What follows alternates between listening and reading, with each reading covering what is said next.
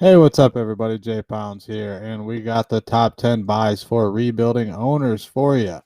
Um, this is a little bit different than last week's, as I explained. Last week's was the sleepers. This is the buys. These are players that I feel like are going to explode in 2021 or 2022 at the latest. Most of them are, I feel pretty much all of them are going to produce in 2021, but I will touch on there's a couple of them that may not, and it just really depends on free agency and things like that. But that being said, these are the players I really, really like moving forward a lot. Thursday, I will have another video article coming out, and this is going to be the first orphan video article. It's probably not going to be the one that I was talking about last week, where that I said I wanted to rebuild with everybody and completely strip down and things like that. I looked at the team today and it's solid. There's no reason to tear it down, and I just can't. It's too good to tear down. Let's put it that way. So what we'll do is we'll tweak that one together, and as we keep going, I'll find a dud team that's very, very challenging to rebuild, and we'll do that together. I don't want a team that's loaded with players or picks or anything like that. Maybe two firsts and no players, or a couple players and no firsts, or one first or something like that. I don't want it to be an easy team to rebuild. I want this to be a very difficult team to rebuild for all of us. And I'm just hoping you guys will have some input on it and things like that. If not, I'll just turn it into a series where I rebuild the team, and you guys can kind of critique me from there, I guess. But that being said, Thursday I'll have that come out, and I'll give you guys a chance to put your input on that. There's a few moves I want to make. Dak Prescott's out there on free agency. Amari Cooper's out there on free agency. I have a couple players that I'm considering trading to pick those two up. So we'll just kind of see how it plays out, and we'll see how you guys feel on Thursday about everything. With that being said, let's go ahead and get right into the video for today. Our number one top 10 buy, probably my favorite buy heading into 2021 after I scratch my own back. My favorite buy heading into 2021, it's got to be Gabriel Davis. 3 years, 833,000. He just, he didn't look great at the beginning of the year, but they had John Brown.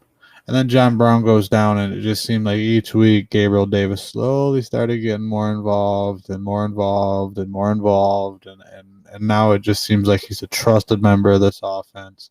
I think he is the reason they're not bringing John Brown back. It's been said, I'm not sure if it's 100% for sure or not, but it has been said he will not be back. And I very, very feel like, or I really, really feel like Gabriel Davis is the reason why.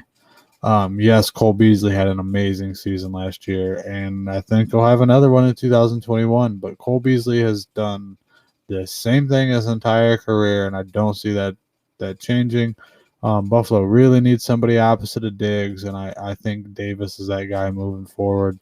And as far as Buffalo is concerned, I don't see this offense moving backwards or anything like that. Obviously they might slow down a little bit, but they're still going to be a high-powered top 5 offense next season. And Josh Allen should only continue to get better. So buy Gabriel Davis before it's too late, because he's going to be worth a mint come middle of next season, at least in my opinion. At number 2, we have Darnell Mooney. 3 years, 729,000. He scored 150.2 fantasy points in 2020. Darnell Mooney was kind of unheard of coming out. It wasn't somebody that everybody was talking about. It wasn't somebody everybody expected to do well this season. And then he just comes out and basically puts Anthony Miller on the bench. We didn't see nothing out of Anthony Miller hardly this year. I think he had one good game. And then Darnell Mooney's out here with 631 yards and 4 touchdowns, getting all the red zone targets at the end of the year. It seemed like him and Cole Kmet got every single red zone target for the Bears at the end of last season. Obviously, that's really not the case, but that's what it seemed like. They were getting fed a ton in the red zone for some reason. Allen Robinson's supposed to leave this offseason, and if he does, that's going to open up just an ungodly amount of targets in this offense for Mooney or whoever, is there really. But I feel like Mooney is a potential star in the making, especially if he gets this opportunity next year with Allen Robinson and probably Anthony Miller both leaving. It should be Darnell Mooney's show, and we'll just see who he's got throwing him the ball. If he can get a quality quarterback, it could be a big-time year for Darnell Mooney next season. At number 3, we have A.J. Dillon, 3 years, $1.3 million. He scored 42.3 fantasy points in 2020.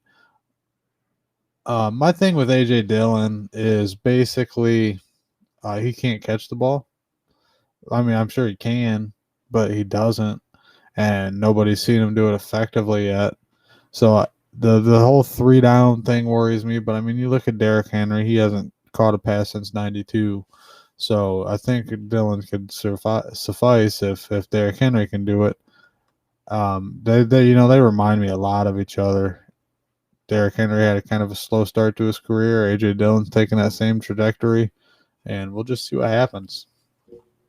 If Aaron Jones leaves there, and especially if Jamal Williams leaves, man, A.J. Dillon's about to be in for a real workhorse role next season. He didn't get much chances, as I said, in 2020, but when he did, it was 21 carries, 124 yards, and 2 touchdowns. He had a great week against Tennessee. Like I said, Tennessee's not a great defense or nothing like that. Heck, I wouldn't even consider him average probably. But still, when a rookie comes out in the end of the season and does that, teammates notice. And he ran hard. He ran with a purpose, and he looked like a mini Derrick Henry when he was out there bulldozing the Tennessee Titans. At number 4, we have the second Chicago Bear on an offensive list. Would you ever think that would happen in a million years? I didn't. But here it is. We got Cole Kmet, 3 years, $1.9 million, basically. 61 fantasy points in 2020. Cole Kmet, man, 243 yards, 2 touchdowns his rookie year. That's just goes back to the be patient with your tight ends. No tight end's going to come out and get 1,000 yards. I'd like to see Kyle Pitts get close. I got faith in this kid, man. He's my favorite tight end prospect ever, I think. So let's see what Kyle Pitts can do before we talk all this crap on tight ends. But Cole Kmet, man, if he comes out and has a 500-yard season this year, his asking price is about to double, triple.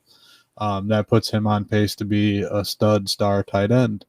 So you want to get him now before that happens because, like I said, with Darnell Mooney, there's about to be a ton of targets open in the Chicago Bears offense, and that can only mean more production for players like Cole Kmet and Darnell Mooney, especially when they have the draft capital that they do in Cole Kmet. I believe he's a second-rounder. They're not just going to let him wash up and go nowhere. They're going to feed him the ball this season, and I look for him to get about 600 yards and at least double his touchdown total from last season. At number 5, we got Paris Campbell, 3 years, $1.2 million, basically, 14.7 fantasy points in 2020. I don't think there was a player that was more exciting. He's like my Gabriel Davis. Going into 2021, Paris Campbell was that going into 2020 for everybody. And come week 1, man, he showed out. Everybody was right. Everybody was happy. Paris Campbell is here. And then he gets hurt. And we haven't seen him since. So right now is the perfect time to buy Paris Campbell. The injury's fresh in everybody's minds. It's not anything to be overly concerned about. He's rehabbing well, he's on track and things like that, but he's been hurt twice now, so go get him cheap while you can, and at worst he gets hurt again and you got to drop him. But the positive side, man, Paris Campbell, he can take the ball to the house any play. With Frank Reich and Carson Wentz there, I feel like he's going to be like a Deshaun Jackson on steroids for the most part. He can hit that home run, but he can also catch a ball over the middle and take it to the house at the same time too. I don't think he's like Deshaun Jackson as a comparison. He's more like Curtis Samuel, but I believe that's how they'll use him. They'll use him as a Curtis Samuel, just a few more deep threats than Samuel seen.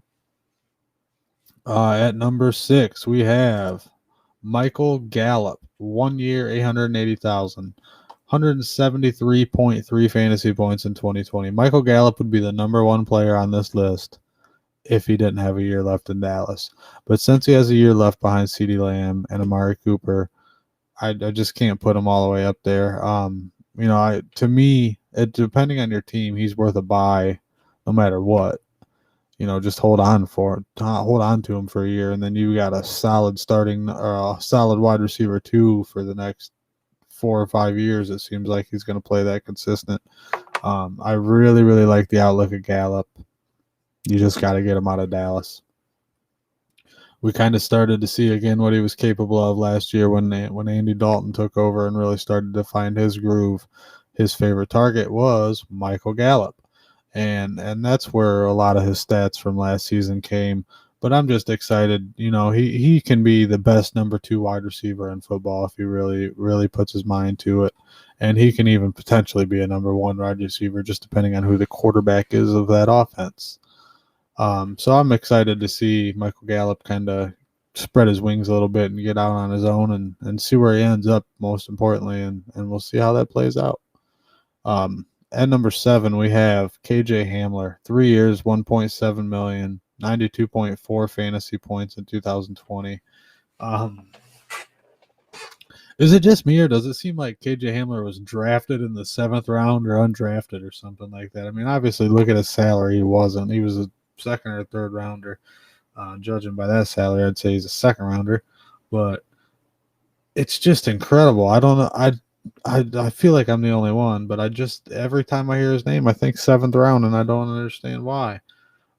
Maybe it's because they got Cortland Sutton, and then they draft Jared Jeudy in the 1st round, and then they followed up in the 2nd by taking KJ Hamler. It's like, what in the world are these guys doing? It just didn't make sense, and maybe that's my brain trying to just be like, all right, just pretend like it was his 7th rounder and it makes sense. I don't know. But KJ Hamler is a big-time home run threat. This kid can win you a week at any given time. He's one of those players that can bust out 2 catches for 160 yards and 2 touchdowns and just single-handedly win you your fantasy week.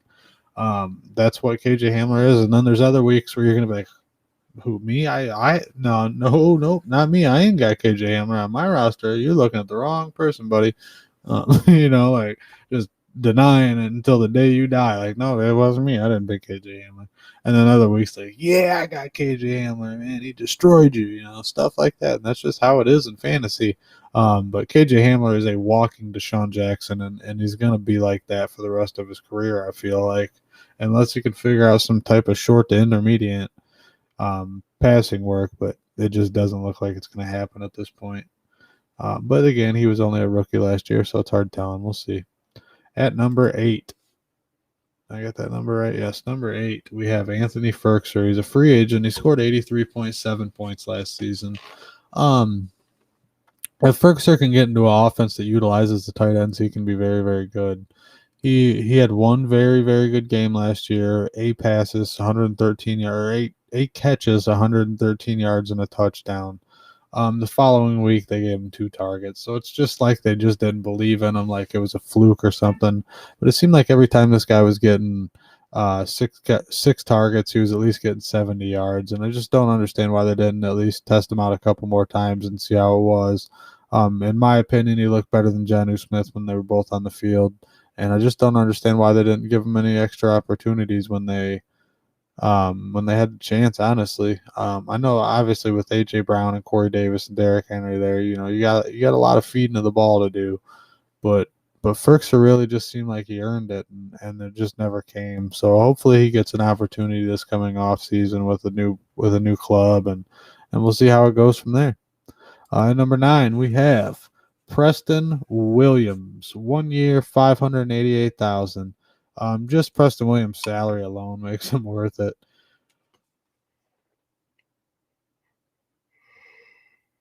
Oh, sorry, I'm tired.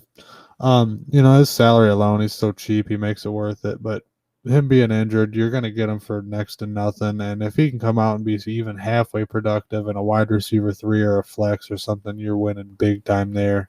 Or if you can trade him for a third, or trade a third to get him and then trade him for a second, something like that. Even that's a win. But Preston Williams has a good outlook. They don't have a stud wide receiver. They got Devonta Parker, and that's about it in Miami. So he definitely will get his opportunities, and that's just somebody you want to invest in. If he's going to get some playing time and some opportunities, he might hit. So you definitely want him on your roster at some point.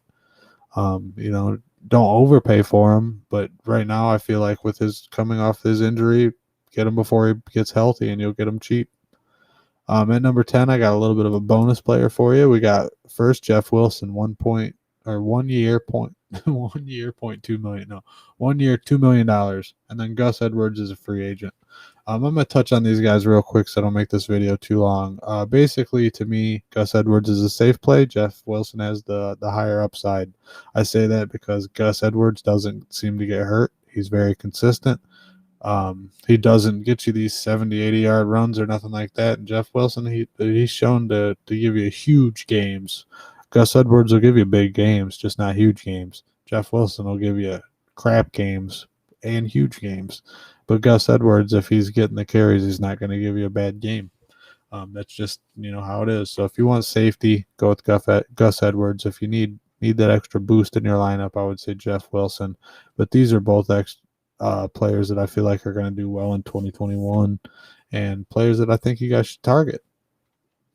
Obviously, if you're in a deep rebuild, these guys might not be the answer for you, but for some rebuilding owners, these guys are the answer. I hope you guys enjoyed this week's video. I'll be back, like I said, on Thursday with the orphan video.